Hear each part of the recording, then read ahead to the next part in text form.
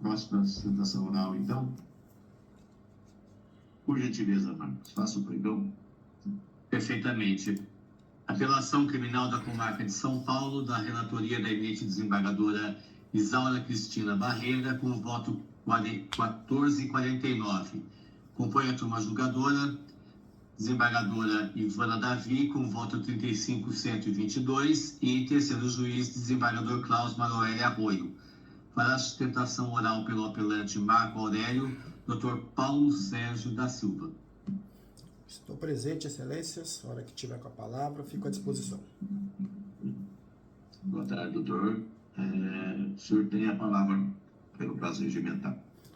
Obrigado, senhor excelentíssimo doutor presidente, desembargador Fernando Geraldo, a ilustríssima relatora Isaura Cristina, a ilustríssima também revisora, senhora desembargadora Ivana David, e o terceiro juiz, doutor desembargador Klaus Maurelli, e o procurador de justiça, doutor Norberto Joia.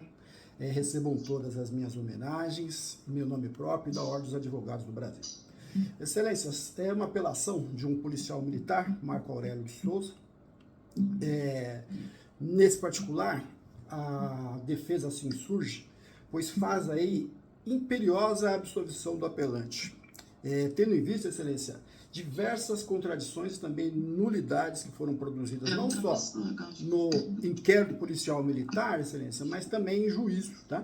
Eu destaco em primeiro lugar, excelências, a própria vítima, o senhor Lin Juan, ele declarou em juízo, tá? Por gentileza, doutor Paulo, desculpe interrompê-lo, é que Sim, tem claro. algum microfone aberto e está interferindo e prejudicando a sua fala. Eu agradeço a Por gentileza, quem intervenção. estiver com o microfone aberto, pode desligar. Acho que está resolvido, doutor Paulo. Pode prosseguir. Muito obrigado, doutor presidente, pelo cuidado e pela ordem, tá?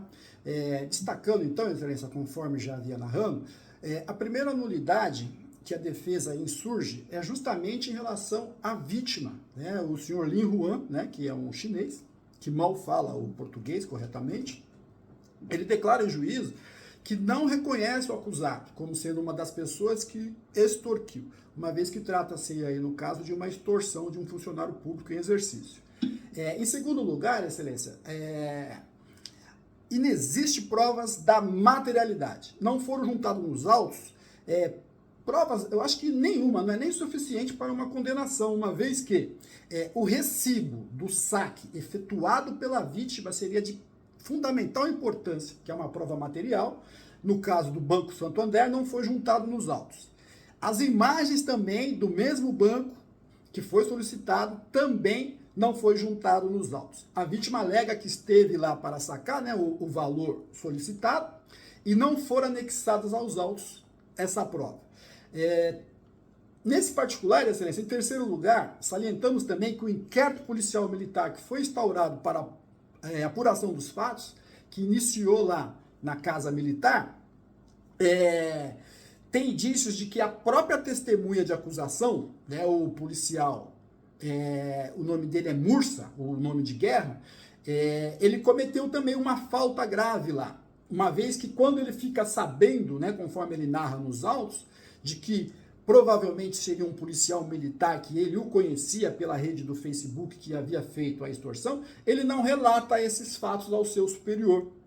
A gente também tem a testemunha Pedro Henrique e o acusado Marco Aurélio, também sequer, excelência, foram advertidos ou tampouco punidos disciplinarmente pelaquela justiça castrante, que é uma justiça também muito eficiente no que tange ao combate aos maus policiais. Vejam, excelências, que extrai dos depoimentos nos autos de inquérito, conforme o depoimento da vítima ouvida em instrução probatória, que afirmou que não fez nenhum reconhecimento, né, perante a autoridade militar.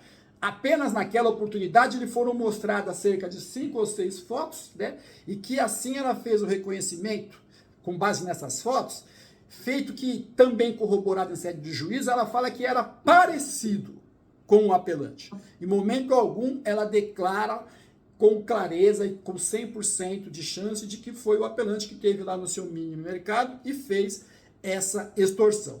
Ressaltamos também, Vossas Excelências, ou para Vossas Excelências, que o policial militar Ricardo Paes Barbosa e a testemunha José Adriano dos Reis, que era o proprietário do bar onde os policiais militares se encontravam, que era ali perto do batalhões deles,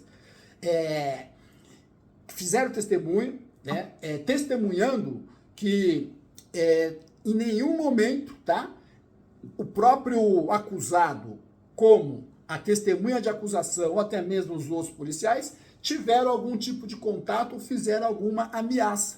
Se analisarmos as folhas 216 do termo de declarações que foi feito em aditamento no dia 1/10/2019, abre aspas, comparece neste ato e aduz que não possui testemunha dos fatos, estamos falando da vítima, que não se recorda qual banco efetuou o saque, ou seja, ela não lembrava nem qual banco que ela efetuou o saque, mas acredita que foi no banco da sua esposa, que não possui comprovante de saque, que é a prova material, que não possui imagens do ocorrido, mais uma prova material, que não foi o declarante que escreveu a carta anônima de folha 6, porque tem uma carta que ela indicava que o réu poderia ser a pessoa que fez a extorsão. Continuando, que não sabe quem tirou as fotos de folha 7 e 8, que é supostas fotos que aduziram que poderia ser o réu, que não foi nenhum amigo do declarante, que verificando novamente neste ato as fotos de folha 42, não pode reconhecer com 100% de certeza qual entre as fotos ali mostradas foi o indivíduo que praticou os fatos horas investigadas, que após o ocorrido não foi mais procurado por nenhum policial, que deseja se retratar das declarações de folha 38, que não deseja o prosseguimento do processo criminal. E as folhas 222, ela faz um termo de declaração também em aditamento, na data de 17/2/2020, abre aspas, ciente da cota ministerial, porque o promotor insurgiu contra isso, né? Uma hora ele fala uma coisa, uma hora ele fala outra, ele ratifica não ter interesse no prosseguimento do inquérito, qualquer comprovante bancário ele não possui, devido ao fato que ocorreu lá no ano de 2016, que não deseja informar os dados da conta de sua esposa, que não tem tempo para perder com atos processuais e deseja solicitar o seu arquivamento. E assim ele finaliza. A sexta razão, Excelência, é que a própria vítima, ela presta 4 depoimentos divergentes, mas nenhum deles reconhecendo o réu, com certeza, tanto na fase do inquérito policial militar, como também aqui em juízo. E também não reconheceu o apelante, inclusive em um dos seus depoimentos, deixou claro, Excelências, por conta dessas palavras que eu aqui li, entre aspas, o desprezo que ela tem pelo nosso poder judiciário. Bom, vejo também aí, Excelência, até em última ratio, até a pena aplicada pelo o magistrado de piso ao apelante ficou no mesmo patamar de que ele fosse um réu reincidente ou que estivesse aí extensas fichas criminais. Então, eu vou concluir, Excelência, em razão até do exposto que no tempo que me resta aqui, pedindo aí a essa sapientíssima Câmara que dê provimento, né, com todas as vênias ao recurso da defesa, tá? Que seja o apelante, né, absolvido desses crimes. Em caso aí, né, de a tese da defesa não ser acatada, que sejam reconhecidas as inúmeras atenuantes que temos aí em favor do apelante, principalmente a primariedade dele, né, pleiteio também nesse caso aí, em caso de aplicação de pena, que seja aplicada no regime, no mínimo legal, regime diverso do fechado, evidentemente o aberto, que seja mantido aí o cargo público, né? Haja vista que ele tem filhos menores, né? E ele é a única pessoa e a única fonte de renda para sustentar essa família e priorizando assim esse laço, né, paternal. Sejam reconhecido também, por fim, aí, o direito constitucional, né, do recurso em liberdade e a justiça gratuita, por se tratar de um militar. É o que se espera de melhor desse cenáculo de justiça, na aplicação do direito e na distribuição da consagrada justiça. Nada mais, agradeço a oportunidade e devolvo a palavra.